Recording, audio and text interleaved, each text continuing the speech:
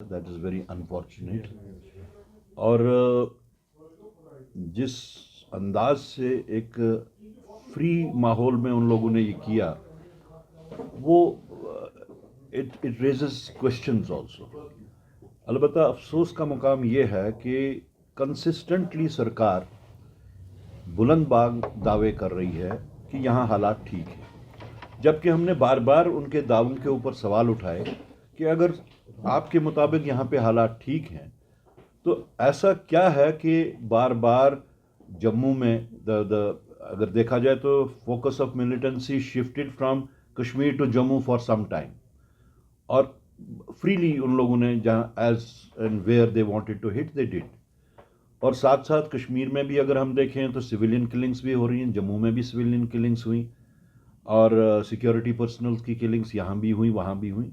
लेकिन सरकार का बिलखुसूस मरकज़ी सरकार का ये दावा कि सब कुछ ठीक ठाक है, हमारे हिसाब से वो लोगों को गुमराह कर रहे हैं, पूरे मुल्क के लोगों को वो गुमराह कर रहे हैं। अब उन्होंने जितना भी कैपिटलाइज करना था जम्मू कश्मीर को बेच के, जम्मू कश्मीर की सिचुएशन को बेच के, जम्मू कश्मीर के खसूसी इख्तियारात के विड्रॉल को बेच के हर चीज़ कर ली उन्होंने। लेकिन now this is high time for them कि वो इंट्रोस्पेक्ट करें, और इंट्रोस्पेक्शन में जो रियलिटी है, ग्राउंड रियलिटी को वो अंडरस्टैंड भी करें। शायद वो अंडरस्टैंड ही नहीं करना चाहते, और अंडरस्टैंड करके उसके ऊपर जो भी एक pro Jammu Kashmir policy in terms of home department और in terms of other departments जो भी है उसको करें। बेसिकली उनको अपने जो बुलंद दावे जो हैं वो बंद कर देने चाहिए और रियलिटी को उनको रियलाइज करना चाहिए। Other side of the story, देखिए, हम लोग तो पहले से इस चीज़ का हम लोगों ने प्रोजेक्शन की थी कि इस सारे का रिव्यू होना चाहिए, और उसमें हार्डकोर जहाँ पे जो केसेस हैं वी वोंट से कि उनको भी आप उस जुमरे में लाइए, लेकिन जो सॉफ्ट केसेस हैं और जो रॉन्गली इम्प्लीकेटेड केसेस हैं, ऐसा भी हमको देखने में आया है कि रॉन्गली भी इम्प्लीकेट किया गया, या वेरिफिकेशन के केसेस हैं, पासपोर्ट की वेरिफिकेशन को लेके तो बहुत ही बवाल मचा हुआ है पूरी वैली में। अगर देखें कि वो लोग भी जिनका दूर तक कहीं पे भी इसके साथ कोई ताल्लुक नहीं था, तो उनको भी उसमें इन्वॉल्व किया गया। हमारा तो ये स्टैंड रहा है कांग्रेस पार्टी का कि इन सबको रिव्यू किया जाए केस टू केस बेसिस पे।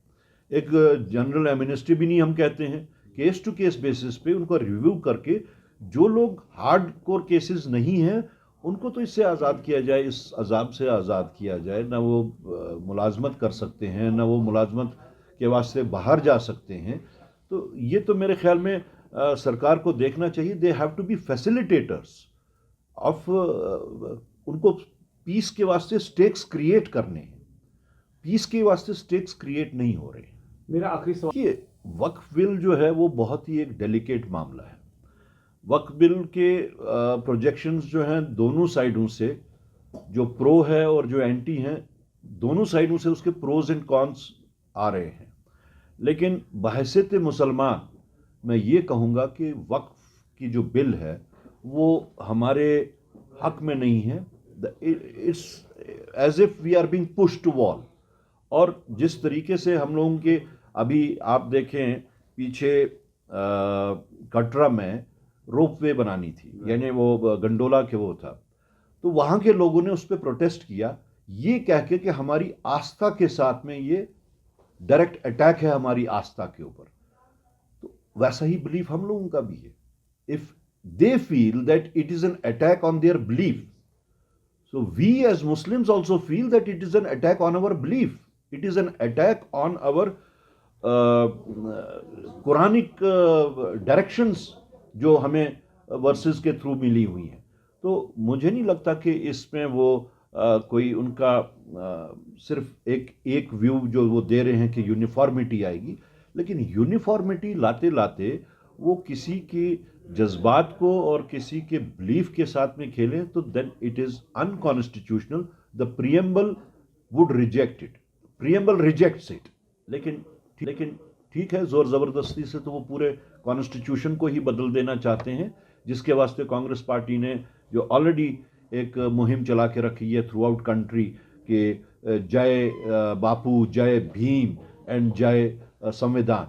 तो I think that is a befitting reply to the nefarious designs and nefarious thoughts which they are trying to implement in this country.